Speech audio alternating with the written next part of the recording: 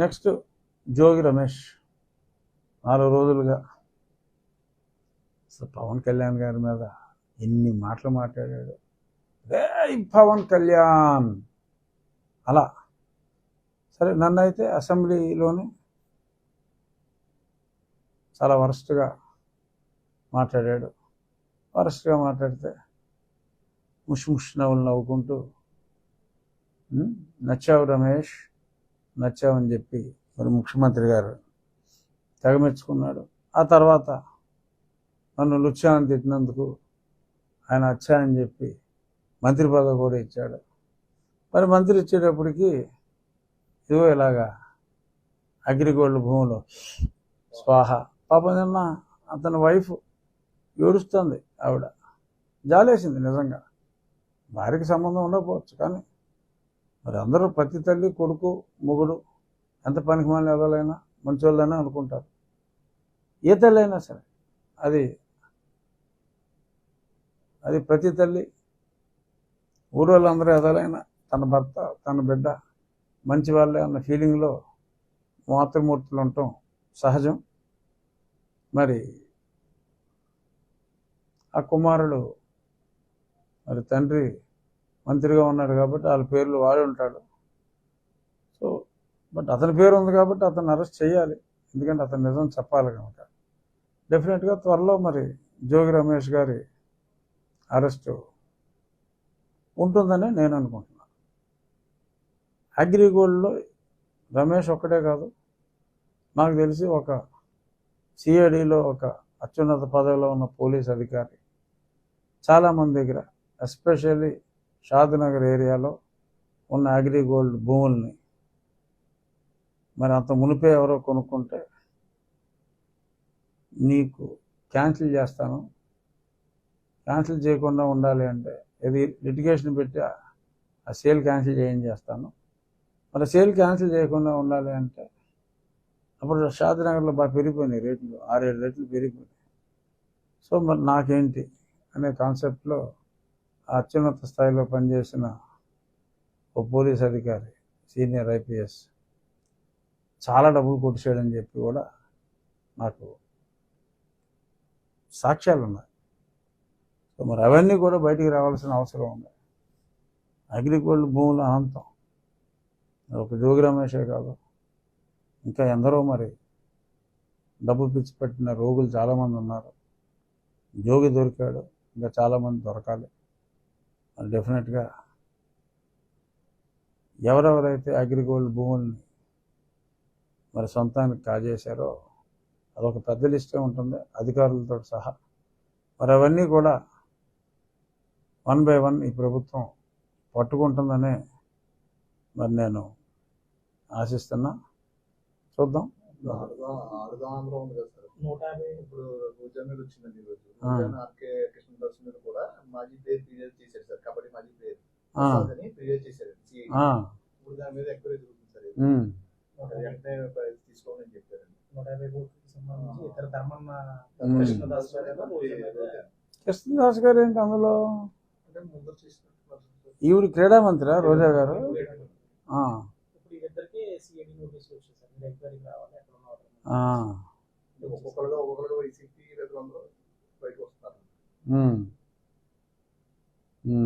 So మరి అది డెఫినెట్గా ఆడదాం ఆంధ్ర బ్యాట్ ముట్టుకుంటేనే ఇరిగిపోయినాయి, అసలు బాల్ కొట్టలేకుండానే ఇరిగిపోయినాయి. అది అప్పటి నుంచి నేను రచ్చబండలో చాలాసార్లు చెప్పా, ఆడదాం ఆంధ్ర అంతా పెద్ద ఫార్సు, అసలు రాష్ట్ర జనాభా అంతా ఆడేసినట్టు చూపెట్టారు. అసలు కనీసం ఇప్పుడు మనం చూస్తున్నాం ఇక్కడ మన స్కూల్లో ఎక్కడా సరైన ఆట స్థలమే లేదు.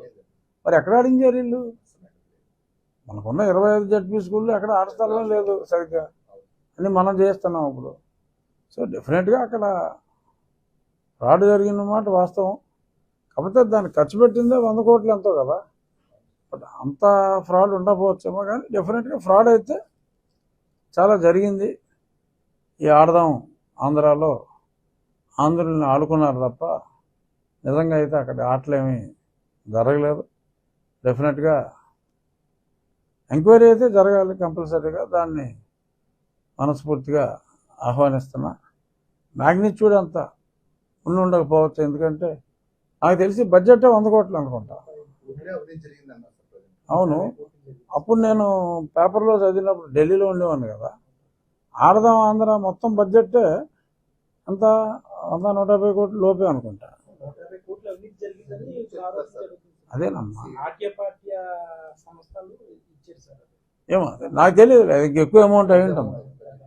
నేను ఎక్కడో ఏదో పేపర్లో లేకపోతే అప్పుడే 100 కోట్ల అవినీతి జరిగిందని రాశారు, అది నాకు తెలియదు. కానీ ఏదైనా డెఫినెట్గా ఆడదాం ఆంధ్ర అయితే అది గోల్మాల్ అన్నది స్పష్టం.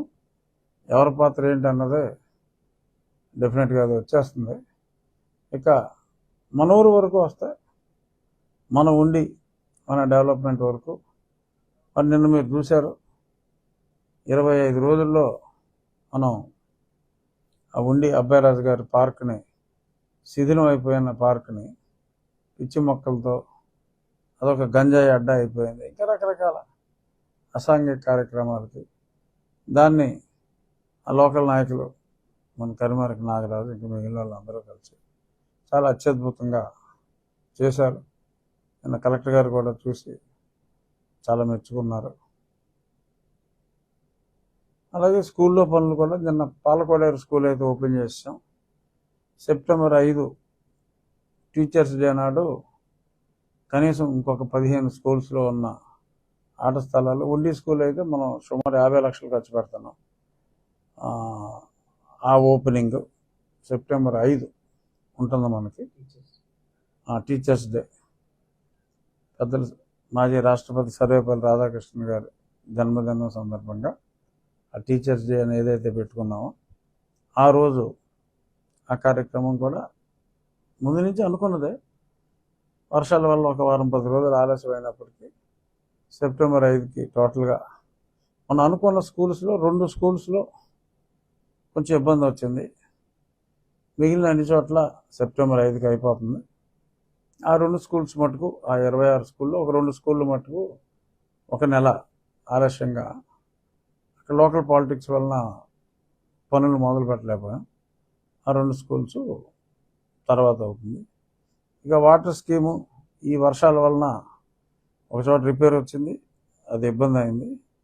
ఏదైనా ఆగస్టు నెలాఖరు ఒకవేళ ఆలస్యం అయితే, బాగా లేట్ అయితే సెప్టెంబర్ 10వ తారీఖు లోపు ఆకివీడు వరకు, ముందు చినకాపురం అప్ టు ఆకివీడు ఇచ్చేస్తాం. ఆల్రెడీ పక్కన ఉన్న నియోజకవర్గంలో 3 ఊర్లు కవర్ అవుతున్నాయి.